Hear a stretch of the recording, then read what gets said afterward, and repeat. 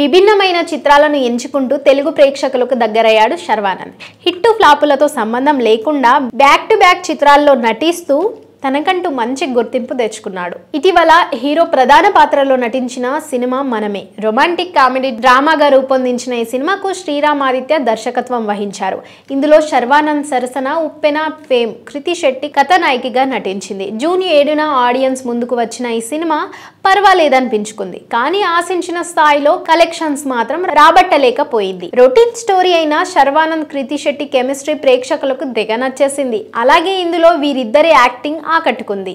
కేవలం 15 కోట్లతో తెరకెక్కించిన ఈ సినిమా దాదాపు 22 కోట్ల వరకు వసూళ్లు రాబట్టింది. ఇక ఇప్పుడు ఎట్టకేలకు ఈ సినిమా ఓటీటీలోకి రాబోతుంది. ప్రముఖ ఓటీటీ ప్లాట్ఫామ్ అమెజాన్ ప్రైమ్ వీడియోలో ఈ సినిమా ఆగస్టు 15 నుంచి స్ట్రీమింగ్ కానున్నట్లు టాక్ వినిపిస్తుంది.